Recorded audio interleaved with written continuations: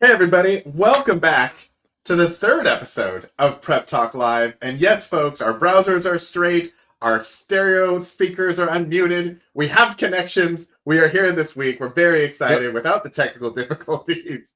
We've made it happen. I'm Casey with Cascadia Yeah, we're Dispatch, getting and better at joining this. me, Yeah. as always, as usual, Tup, the urban prepper. What's up, Tup? How are you? Doing pretty good. Just got done with work for a busy day working for the man. And now I'm Working talking for the with man, some friendly keeping you people. down. So I'm looking forward to it. Yeah, working for the man, paying the bills. Yeah. A lot of Christmas shopping and final things. And I'm going to be taking the last 2 weeks of the year off. So having to kind of gear up for that, but that's going to be real nice. Maybe I'll get to sleep in a little bit. That would be nice. That would be lovely. Yeah, the kind of the rush up to vacation time kind of is the like. Yep, Are you doing exactly. the? You're taking the like in between days as well, so you get like the holiday break, and then you get the in between, and then New Year's, and then in. Exactly. Yeah. After this Friday, I don't go back to work until 2022. And then the world will be over by then. No, so. Yeah, exactly, exactly. Now, have you made sure to tell everyone that you will see them next year? Not Yeah, that well, you'll see them tomorrow, but I you'll mean, I see always them feel next year. I never do that joke because it's always like, I don't know, I feel it's all played out, but I might throw it in. So I think it must have like it. First off, is jumping the shark still a phrase that people use? oh Is yeah, that a oh yeah, thing? yeah, And then that's if still so, I used. feel like this is the year that it jumped the shark because everyone has always put it out there. But I have seen so much backlash in the last week to people saying, "Don't say see you next year." Well, I have no idea where this anger is coming from. Yeah, I think it's yeah, they should be able to say if the timing's right, you could go ahead and say it. So. Yeah, exactly, exactly. Just say what you want to say. Say what you want to say.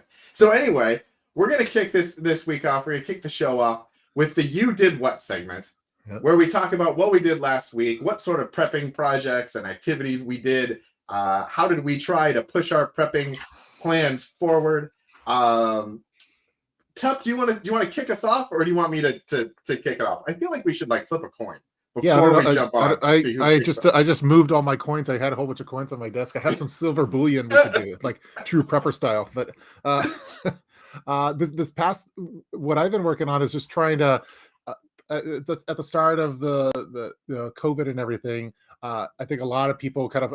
I had a video called "Top Off Your Preps," where it's a lot of topping off various things, especially on food and water. And I'm finding that a lot of the food that I had purchased at that or before that time, because I kind of anticipated that there's going to be some shutdowns and stuff, is starting to come up to the expiration date. And I know that technically you could eat it past the store by date or the sell by date, but I like keeping stuff fresh when I can. And so what we've been doing is kind of reorganizing like the canned goods that we have in various locations. So we have our primary pantry, our add-on COVID pantry, we have the garage pantry, and then I have a separate storage unit which also has some food. So I try to diversify my portfolio. But uh, Did the we've COVID been pantry take over one of the kids' rooms? Like, if no, there's a it took kid that over. now is sleeping. Yeah, no, it took over this one wall in our breakfast nook, and it's kind of like I don't know, we it's a display pantry that we could show people, and yeah, but no, it didn't take over A the display over. pantry for your preps? Well, for food Cliff, preps, yeah. what is happening to you? I don't You're know. just We're you're we're going displaying big. your preps for everyone. There's Well, no, there's got to be you at never least talk about. It's 9 like Fight comments. Club. Yeah, it's like Fight Club. You don't talk about your preps, but I feel like the canned food is okay. But anyway, we've been making various donations to local food banks for that. That's what I do and what we do for our food preps before they expire or when they're approaching expiration.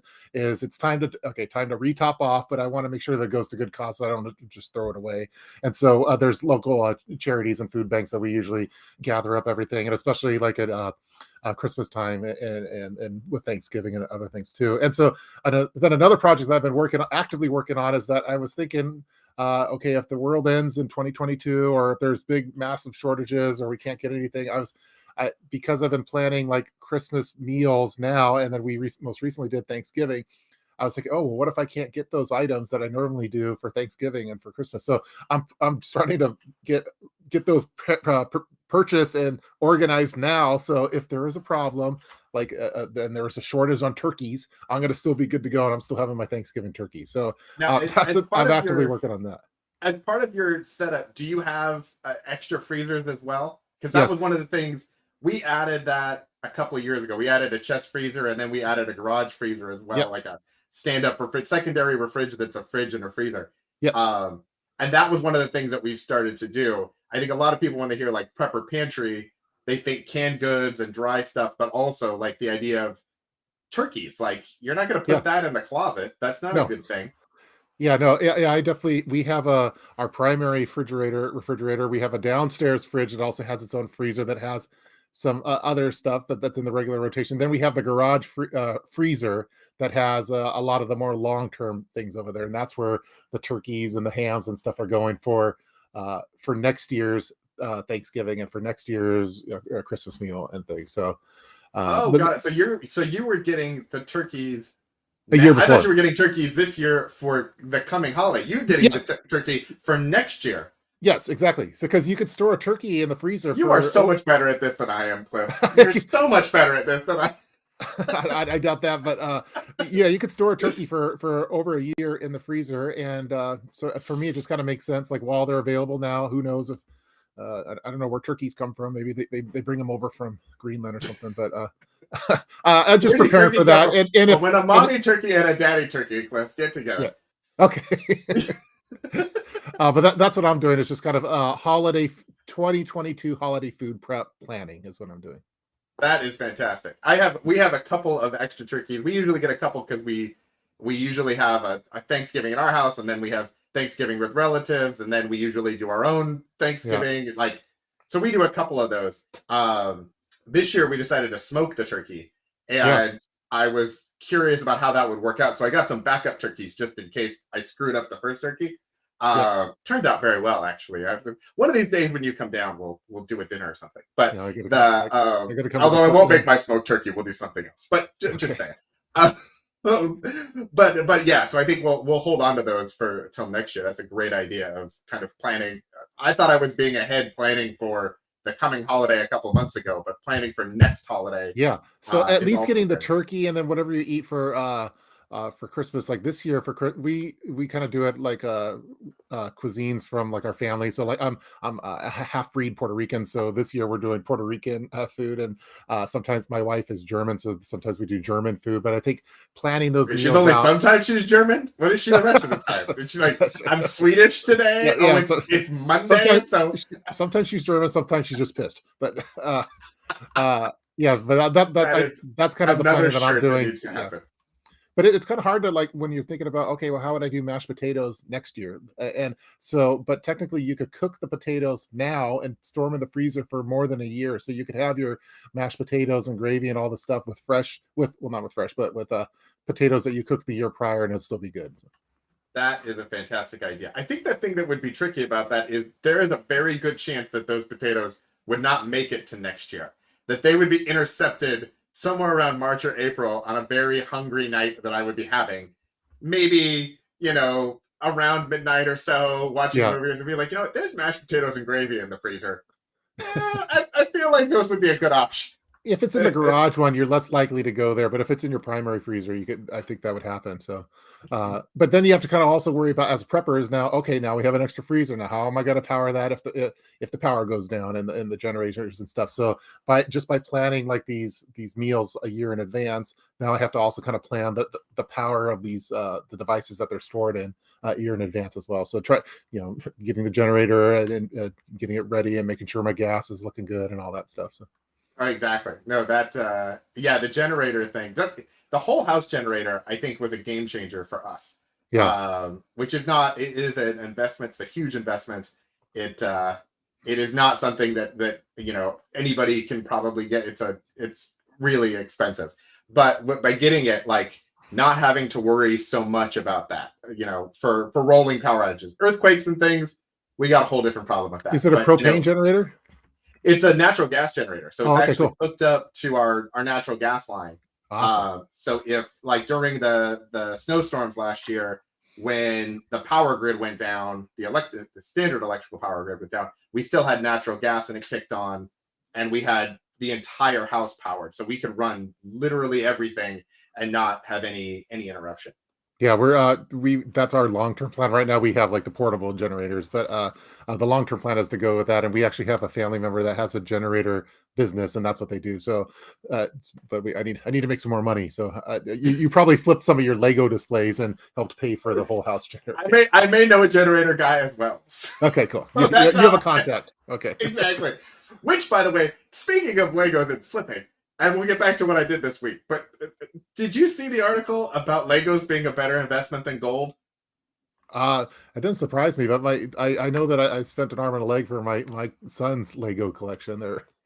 So They they make put they out hold their value and they even increase in value, huh? yes, yeah, they said it was 11%. I think it was 11% compounded rate of return on Lego sets over the last I don't know how many years. And so there was an article in the Guardian, which I think is out of the UK. I think it was the Yeah. British version of whatever it was, but they had done this analysis that showed that Legos, if you had invested in Legos, it was actually better return than investing in gold over the same period of time. So, Wow. needless to say, I will be making a video about that Yeah, you should. shortly. Yeah, it's kind of I like thinking of I think in terms of like how it compares to gold and silver and what I think that buying food is a good investment. I think that it doesn't Oh, exactly. everyone needs it. You're always I mean, you could eat it, you can't eat your gold. I guess you can, but maybe you could drink the silver, but some people do that. How much But Goldschlager do you have in your preps? no, I had a bad Goldschlager experience and I had to get off of it at an early age. So that was a long time ago though. So but yeah. I don't That was it's when you were kind a of a touchy weed. subject I don't want to talk about. Fair enough. Um, Yeah, I um, see some cool folks in the chat room too. Prep for it. I know has been battling some stuff. The hospital has been kind of live streaming a lot of the like her journey through that. So glad to see you on this one. Prep for it. exactly. Great to have you here. Hope you're doing well. Um, so yeah, so for me this week, kind of in the continuation of organization, I tend to always when we get to the end of the year, it's kind of the like year-end finances for our business and all of that sort of stuff. And I try to do a lot of like paperwork stuff. It doesn't always happen, but I try to kind of stay on top of it heading into January and the new year. So this last week, I kind of started with going through all of the documents that are like aged out that we don't need to keep anymore. So the tax returns that are more than 7 years old and old utility bills and stuff that we just kept. Started cleaning all of that out, and Yeah, then also going through. I digitize pretty much every piece of paper that we have. All of the like utility bills it's and awesome. all of that sort of stuff. We just when it comes in for the mail, we have a scanner on my wife's desk, and it just scans in and it PDFs it automatically, and then we store it on a hard drive, and then we don't have to worry about having the paper or where it goes. And really, it also makes it simple because we don't have to really prioritize like what piece of paper do we need to keep and what do we need to not have. Like we just have it all, and then you can search for it because they're all searchable PDFs. So that makes it really nice. Cool. So Do this last, you use it like a real scanner? You don't use your phone for that then? so I use my phone for some things, but yeah, we have a document. We have a Scan Snap. It's the Fuji. I think it's the Fuji one.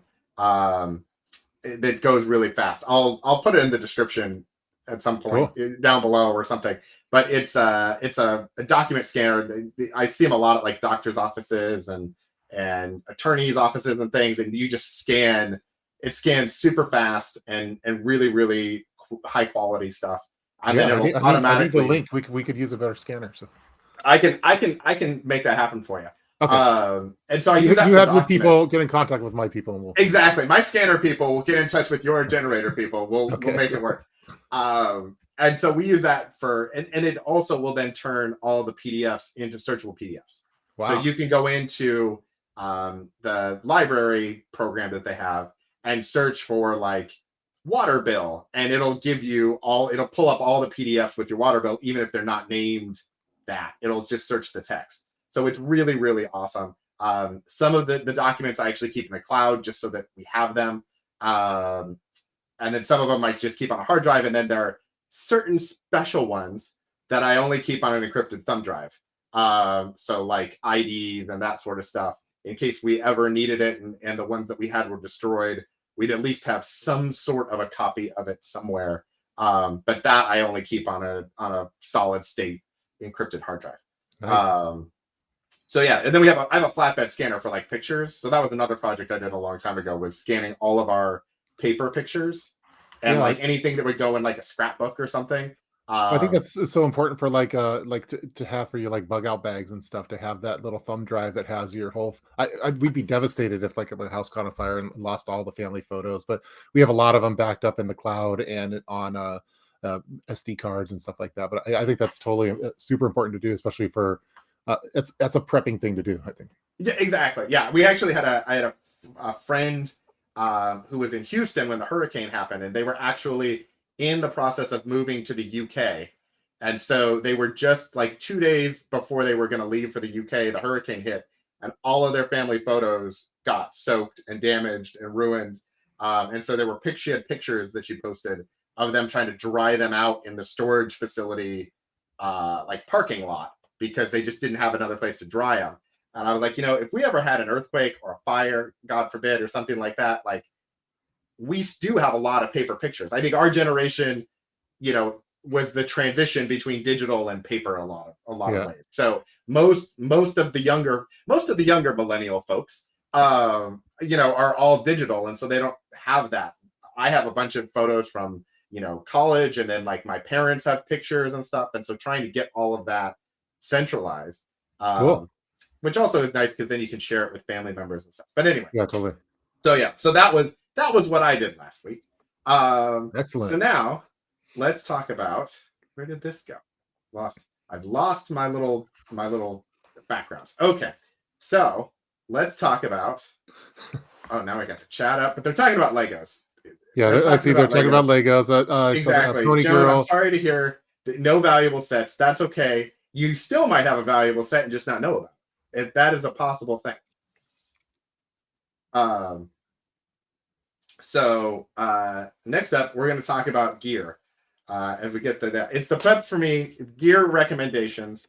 So we wanted to talk this week as it gets colder and colder and colder. It actually snowed in Portland yesterday. Wow. Around keeping warm and things to keep warm. And I think there's, the obvious, hats and gloves and things. So for me, I picked my little thing is the Zippo electric hand warmers. These are awesome. They actually heat up. I've tried the Zippo ones where you put the fuel in it and it kind of does its smolder thing or something. That has always scared me, that like something is going to start on fire. I don't understand how it works, and it makes me think it's going to light me on fire. Yeah. These are actually power banks that will heat up with the the stored electricity. So the little one will go for about 5 hours. And then the big boy over here will go for 9 hours if you just do one side. You can actually heat up one side or both sides. But then what's nice about it, what I really like, is they actually have the charging ports on the front of them. So that's awesome. If, let's say, like when we went to the Timbers game, we went to the MLS Cup game. Sorry to hear that Seattle wasn't invited. Apparently they aren't garbage. I don't know. Okay. I'm not a soccer guy, but I went with a guy who was, and he was very excited about that. So Sim, that was for you. So we went there and it was freezing cold. But we were only there for a couple hours. So I had the hand warmers, and they would keep my hands warm. And then I could also plug my phone in because there was enough charge to do both. So it was a nice little dual prep. I like the dual prep action. Yeah. All right. So what do you got? What's your thoughts for cold weather? Yeah. Yeah, I know there's a lot of really. This is like the time of the season. 'Tis the season for like the winter preps videos. I know Canadian Prepper does one annually for those, and we don't get that much snow up here. But I'm always a big fan of the military wool blankets. On making sure that there's one in the vehicle. One I like having a lot on hand. But I think like the winter prep that I think all preppers should have, most of them probably already do, is the Mr. Heater, the propane heater that you could actually run indoors if need be. It's something that you could use when camping. If you lose power, you need to warm a room, and maybe use those wool blankets, attach them to kind of enclose one room of your home, and then use the Mr. Heater with the propane. You could use the smaller canisters, or you could use the large 20-pound ones, and there's an adapter that you could use to connect to it. I think that's like, for me, we have two of them. I have the big one and the little one. They're all ready to go in little cases, and they're color coordinated, and they're in the garage for that purpose. But I think it's something that all preppers should get. You could get the Mr. Heater for $100, I believe, and then there's a big version of it too that's a little bit more money. But for me, that's like the good preps to get. And then there's all sorts of the various precautionary type things, or things to prepare for the winter season, like caulking like the windows, or the one of the recent things that we did was just to kind of you had the compressor through the sprinklers, because we didn't want to have any kind of broken pipes and doing stuff like that. So but if I had to do one pick for like winter preps besides military blankets, would be the Mr. Heater. And Mr. Heater is a fantastic. That's like that should be like in everyone's, like, so you've decided to become a prepper kit. Like, you've decided to become a prepper. All preppers should have Mr. Heater. Yeah, exactly. Here's your Mr. Heater. Here's your foldable shovel. Here's your first aid kit. That sounds like an awesome video idea. Like items that all preppers should have. Like, I think Mr. Heater is one. I think the Berkey water filter could be another one. There's like some like I don't know if they're stereotypical, but like like the ones that all preppers like, and all preppers would probably recommend. Exactly. All right. So when we make this stay tuned for a video. Yeah, exactly. So when we make this video. Come on. Yeah, the buddy. I see, Joan. Yeah, Mr. Heater is the buddy heater. Yeah, the buddy heater. Yeah, there's a big buddy heater, I think so. And there's also one that looks like it almost looks like a stove. It's a different shape. The Mr. Heaters and the buddy heaters kind of are like shaped kind of like an old jukebox or something, where they have like the canisters on the sides, and then the heating element in the middle. Yeah.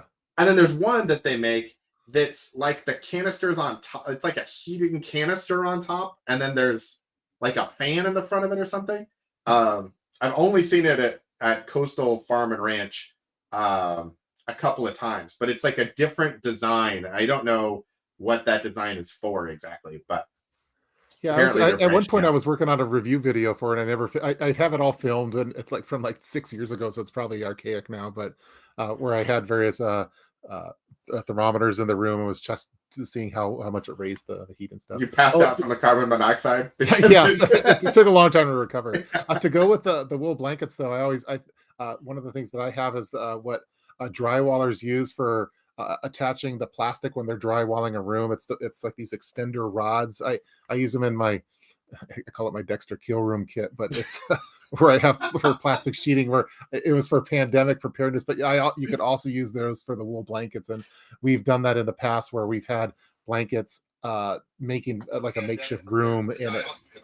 A makeshift room, and you could use those things, and I think those are pretty awesome to have too. But that's not really a winter prep. But the FBI has entered the chat on the extra prepared. By the way, for everybody who's watching, if you wouldn't mind, just really quickly hit the like button. If you're enjoying the conversation, hitting the like button on whether you're watching on God Preps, whether you're watching on Cascadia Dispatch, either way helps YouTube kind of push it out to other people. That's kind of the indication to them that we're worthwhile to watch, and hopefully we are. If not, then you're wasting your time, and I feel bad for you, and I'm sorry about that. We'll try harder next time. But in the meantime, that's a good thing. Yes, propane odor can be an issue with some of the small heaters, especially if you have them in a confined space. I haven't noticed it as much when it's open air, but yeah, we still feel a little uneasy with it. So I think if you get one of the lines to attach it to one of the larger propane tanks, that you could technically have that out the window, and then use some foam to kind of seal it, so at least that propane's outside of it. and then you can build a tiny house to put it in, and then you Yeah, a house. It's like the Russian dolls or whatever. There's a house and exactly. inside the There's a house. house for the tank, and then Yeah, there's you a have your house for the house, and then you have cable. your living room, and then you can make your own little tent in there. So Oh, that is fantastic. All right, so to prep or not to prep. So I think obviously last week was a tragic week with the tornadoes in Kentucky. Uh, there were, I think, the death toll I saw was 80 or 100. The last time I checked, it was continuing to climb. The pictures are devastating. I think we see this a lot with natural disasters, and it got me thinking about um, natural disasters that you can see versus ones you can't. So, yeah, for example, a wildfire, you kind of, unless you're right where the spark happened, you have a little bit of warning that the wildfire is coming. If a hurricane is coming, you kind of see the glide path of where the hurricane's coming. You have a day or two of notice. yeah, Things like tornadoes and earthquakes, which you and I, are prepping a lot for earthquakes. We have no warning. Like, we know that they could theoretically happen, and so that's why we're preparing for them. But you're not going to get any warning. yeah. And it made me think about, are there special preparations and things that we do or that people should do to kind of prepare for the unpreparable, even though we're preppers that are prepping for things? How meta is that idea, by the Yeah, way? I love the idea. That'd be a great video. Like having a list of emergencies, and then like what's the time that you might have before you know that that's actually going to happen. And that's I'm always worried about earthquakes. Sometimes I'm just driving around or walking around. I'm like, oh my gosh, is this it? Is this the earthquake? But You're just walking down the street in Seattle, and all of a sudden you just duck and cover under a mailbox. I think it's a good exercise for preppers. Is that oftentimes I'm like, okay, what if an earthquake happened right now? What do I do? Like, I'm always thinking. I don't know. Maybe I'm just kind of nerdy, but that's the kind of stuff that I That's like okay. I thinking do the about. same thing. I just wasn't going to claim it on the stream. So Yeah, I'm glad that you you don't did. want you want to document it through video. I will second that notion. Yeah, exactly. But yeah, I'm Uh, always oh, what if Mount Rainier erupted right now? What am I going to do? But the tornadoes are something I'm probably not the best person to talk to because we don't have tornadoes up here, so I wouldn't really know. I mean, unless you had, I know that you'd want to have a tornado shelter, maybe an Atlas survival shelter for that. But yeah, it'd be super scary. My wife is fascinated with tornadoes and she loves watching the movie Twister.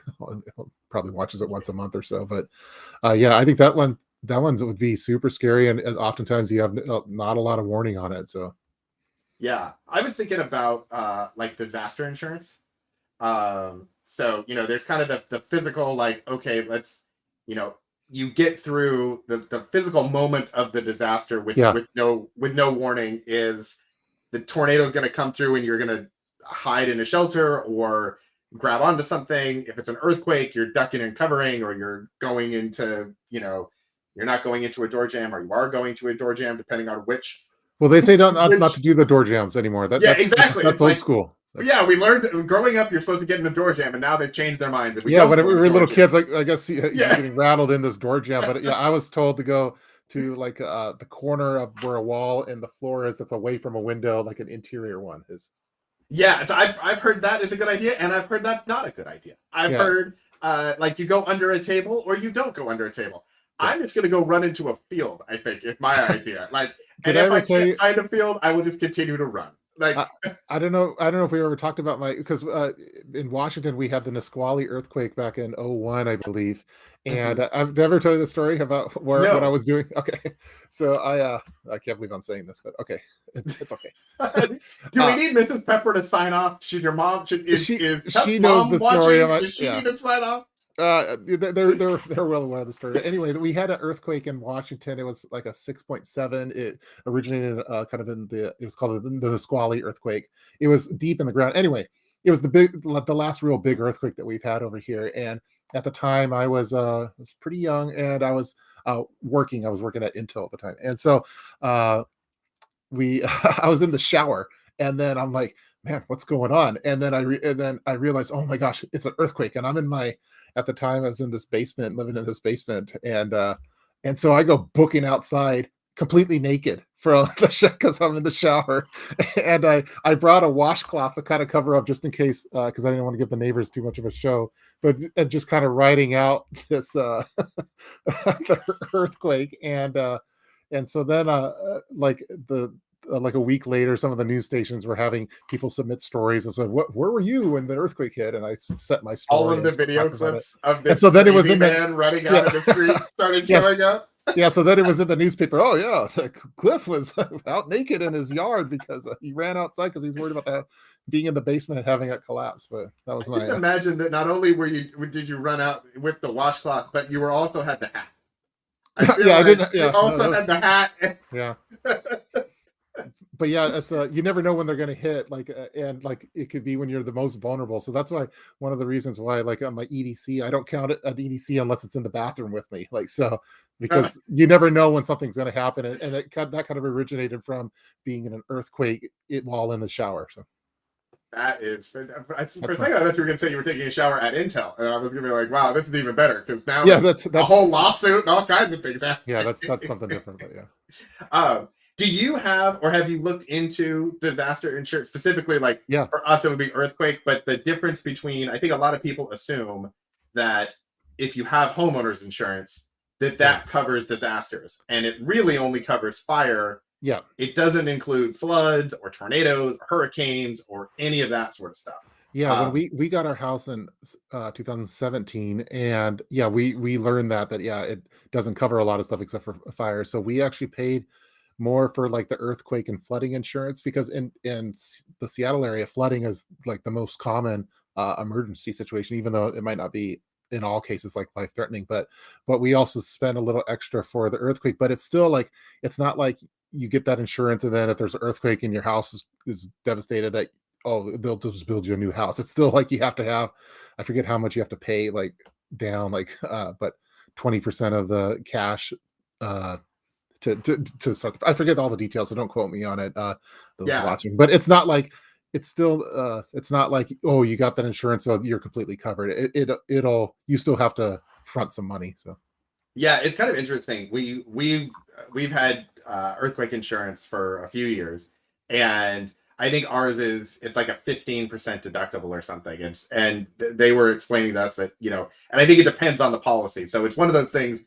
Call your insurance agent. We are yeah, not insurance agents. We are not insurance experts. We are not financial experts. We're barely experts at anything. So like, don't quote us on any of this. Call your professional. But yeah, when I called our agent and was talking to them about it, um, they were explaining that if it was a complete like if the house was destroyed, then yeah, they would probably just write us a check minus yes, the the deductible. deductible. Yeah, If it it was something was like that for me too. So yeah, if it was like okay, there's a crack in the side of the house and it's fixable, but it's expensive, like okay, you'd have to pay up to the deductible. But yeah, what was interesting for me was that there was also living conditions or living uh, allowances in there. So if the house was damaged or something had happened, we could go somewhere else, and there was like a year's worth, like 12 months worth of living expenses for like like rent replacement and some clothing replacement and some yeah, food coverage and stuff. So even if like the house was damaged and we couldn't live in it, but we had to wait to save up the money or access the money or whatever, we could still go and evacuate and find somewhere to be and be safe. Because I think if Cascadia happens, like the West Coast is not going to be a fun place to live. But like yeah, Chicago or Kansas City or New York or anywhere else will be probably fine. yeah. So if we can get there and you get a hotel room or an apartment or whatever, that there will be money in that policy to kind of reimburse and help get you on your feet while you're trying to figure it out, which was an Totally. interesting clause that I wasn't aware of. Yeah. One of the things we also looked in with our house is reinforcing our foundation because we're technically on a hill. And so we have a daylight basement. And we're on, as a prepper, I'm just worried about this stuff. So we were worried about, oh, if there's a big mudslide or something, like, are we protected from that? So we're at some point, we'd like to invest in, you could basically have these rods that drill down to the bedrock. And so so if there's a bad earthquake or some kind of slide or something, your house is locked into place. But it's pretty expensive though. Oh, So, that's interesting. but yeah, that's one of the things that we're looking for kind of earthquake too. I see a couple little comments about the shower scene, and then the EDC a bump cat in your Shower Kangol. scene. Yeah, Yeah, I I was don't. gonna have this be our question as we go Oh, into okay. Sorry, questions. there's questions. Okay, Hold we'll on, save that for. I'm gonna flip the graphic here. Oh, Hold on, nice. let's just Sorry. because it's the First only things question first. I see right now. So we're gonna use it for the questions. So the Okay. big question is, Cliff, do you EDC a bum cap in your Kangol hat? I looked into it. So the Kangol hat is kind of it's part of my branding, but no, not all the time. The bump cap works good with the wool version of the Kangol hat because it's a little domier, I guess, so it doesn't look funny. But when you have it in, like, this is the vent air one for Kangol, which is has air so you can breathe a little bit. That it looks funny. So it looks like I have, I don't know. It just looks a little funny. So no, not in the Kangol, but in my baseball caps, I have a bump cap insert. So I have some other, when I want to go in disguise, I'll take off the Kangol and I'll put on a normal baseball cap, and I have bump caps in there, and they're awesome. So Yeah, I actually again I watched your video about, I don't know if it was a video about bump caps or if it was your live stream with EDC TV where you were talking about bump caps. yeah, I did a video on bump caps, and then we probably talked about it in another one. So And so yeah, so as a result of that, as per usual, when Tubb says, "Hey, check this out," I ordered 8 of them. what? I didn't need They're 8 of awesome. them, but I just ordered them and add them. So Are you starting a bump cap business now? Is that exactly. Well, what I was thinking about actually with it was my kids, because we have like the hard hats and stuff that we keep in the garage for us, and we keep them by our bed just in case Yeah, something. nice. But they don't make them in kid sizes, and I was No. like, well, what am I going to do for the kids? And the bump cap was like, oh, well, we can get bump caps for them.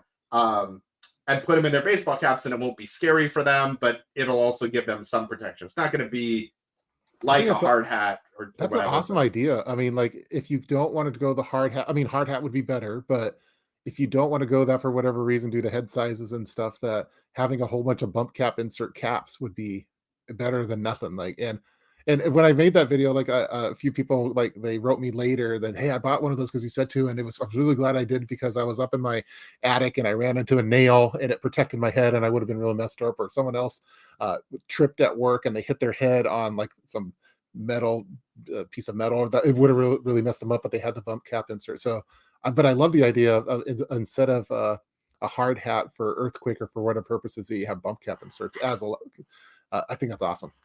Yeah, and so now actually we've got we've kind of transitioned where now the kids have their kind of setup. Do you? We should say this for the next video, but I'm going to ask anyway. Okay. So things you put next to your bed, Yeah. gloves, shoes, and all that sort of stuff. So we've started having the kids also do a similar thing. They have slippers. They have their. We got them the gloves that leather gloves and stuff. They got to pick out whichever kind they wanted. But now we got skateboard helmets, and they Nice. keep those in kind of like one of those little fabric cube drawer things. So they have their slippers, their gloves, and their helmet there, and it tucks away, and so nobody knows it. That's an What's awesome kind idea. of what's kind of fun is my son was very much into this sort of thing. He wanted a Leatherman. He was all excited, and recently my daughter has become really excited, and so she's started putting her like emergency caches in her room. So she has like her emergency clothes that she set Yeah. out. So, if she ever needed to run out and she was wearing pajamas, she could put on clothes. And I'm like, sweetheart, that's fantastic. But like, if we're running out of the house, I don't care what you're wearing. We're just getting you out of the Yeah. house. Well, the shoes and the gloves are important, and the hat, but yeah, that's awesome. Yeah. I love the idea of how to store that kind of stuff in a way that still makes your room. You don't want your room to look too prepper like, so you could do that in any kind of room. I think that's great. It sounds like a great video. How many great I video feel like ideas have you had? we got fantastic videos. Yeah, I They're like just it. what I've learned is that this show is less about telling people about things and more us brainstorming great video ideas Yeah, that I then we like can it. come out with. Some other YouTube channels are, haha, I'm gonna Yeah, make it right now. exactly. Are there scouts on here? Are people watching this? Yeah, What's there's happening? All right. Well, I think we are way over time, yeah, which there's is a couple great. other questions. There's a couple other questions. Yeah, we this it kind of went by really quickly. This one, It always does. It always does. And fire I try to get extinguishers. us out at 6 o'clock because Yeah, I don't want mom to be pissed. And then you're always like, but no, let's talk longer. And I yeah. look Well, like a schmuck. I just my son and I, we have a Boy Scout meeting, a troop meeting tonight. But I see something about fire extinguishers. Let's see. Okay, Yes, yep, I can yeah. find I it. think it's yeah. I have a lot of fire extinguishers. I have them in all the vehicles. I have them where the barbecue is. I have them in the kitchen. I have it in the garage, and then I think it's good to have like a larger one on each floor. I'm actually due to replace to get to refill a couple of them. So, but yeah, I think fire extinguishers are awesome, and I guess if you really needed to, they could be a self defense weapon too, because they're big and heavy. But Have you tried the fire blankets I have I tried it or have you heard like yeah. it's one of those things that you see and then when you're looking at fire extinguishers, all of a sudden you get the Facebook ads about Yeah, I have fire one. blankets. I have one over here, but I haven't lit myself on fire and tried it yet. But Well, okay. Tune in next week for okay. episode 4. We got a where we special might show clip for you on next week. fire. Here, I saw this other question. Shower scene. I hope Cliff's mom isn't here. Yeah, she might not be here. You never know though. But she knows about that story, and I think she tells it to her friends. So.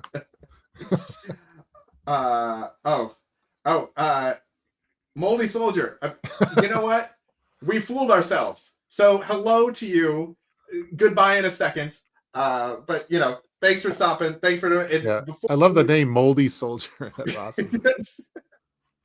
I feel like he just needs to like dry off. Like, can we let him inside or something? Let's see. EDC Yep. self-defense options other than firearms. I think, a lot of people focus on the firearms, and not everyone. I mean, we have a worldwide audience, and not everyone has access to the firearms. One of the things that we did in my home, I talked about it on the Think Preparedness, is I put pepper. I have a pepper spray, or actually, it's pepper gel, and I have one for not. I carry that for EDC purposes, but I also have them for all of our exterior doors in the home. So like, just in case, like I have it where it's only I could actually reach it, and you can't even really notice that it's there. But I have it on Velcro attached to the walls. But for EDC self-defense other than firearms, well, I think the one that in Seattle I think is really good is there's a security umbrella. I did a review of it years back, and it's like an indestructible umbrella that would be a good self-defense item. It's like it's unbreakable. You could stand on it and it's not going to do anything. So yeah, the pepper gel, I think that was one of those when I was first starting out and firearms wasn't a thing that I was necessarily considering and I actually drove up to Seattle and thought we were going to be in a situation where that was going to be a thing. And I came home and I asked some of my self-defense specialist friends that I have, because I believe in having specialists that know more than you do about things, and you ask them, the experts. So I called them and said, "Hey, what can I do?" And they recommended it. The clear thing was though, not pepper spray, but pepper gel. I like that. Yeah, Pepper exactly. gel. Pepper gel. Because the pepper spray, depending on the wind, can actually go blow it back in your face, or it could blow it into your family's face if you're out together or something. The pepper gel actually goes in a straight line and sticks to wherever it lands. Yeah, it's kind of like it's like the Dilophosaurus from Jurassic Park, where it sprayed the guy in the face. Yeah. You have to wipe it off. It starts melting. So that I think is good. I've also found you can like the batons, the collapsible batons. Now I don't know how legal those are, but I don't it depends on where you are. Okay. And it depends on you're in Portland, yeah, exactly. We have you're in Antifa country, so maybe it's okay over there. It's Antifa and open carry down here. Yeah, it's just all of the things you can do. One of the perks of being in the Portland area, I guess. Yeah, we just watch the buildings burn and play the bongos, and it's fantastic. I guess for you could have Molotov cocktails and all those. Yeah. Well, when you need to unwind sometimes. So that's one of those things that it fits in my laptop bag, and it fits. I have one next to the bed, because it fits in a drawer, as opposed to other things that might be longer or something like that. So those are the sorts of things, and I think also, as you go through the preparedness journey, there are things that you acquire at the beginning, and then over time you swap out. So you have kind of like your primary stuff is always changing to whatever your latest and greatest is. So, the batons were something I got initially, and then I went with the pepper gel, and then I've got some other things, and so you kind of mix it up, and then you kind of space it out depending on the situation. Yeah, I have some props, but so definitely It's show and tell time. The prepper gel, but yeah. So, but on all my bags now, it's not really I guess it's self-defense, but I have the ballistic shields in all of mine. So the ones made by spacing on the name. It's the soft shell ones, but that's technically could protect from knives as well. So if you're worried about that, depending on how rough your neighborhood is, but yeah. I just ordered them for all of our daily bags. I got ours from AR500. Yeah, AR500 has good ones. I can't believe we're talking.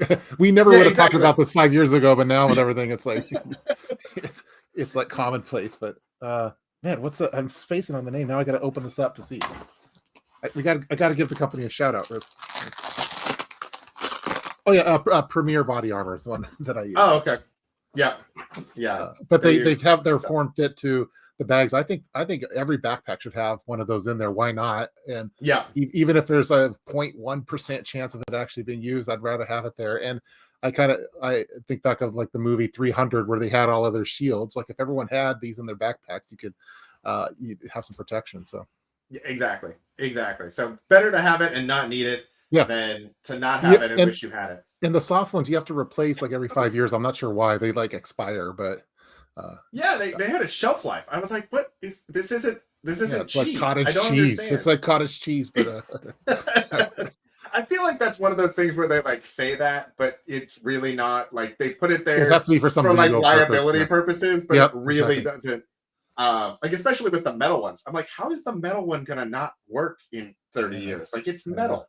But anyway, questions. You know what? We should have like a guest spot with some of those expert people and see like, does it really expire?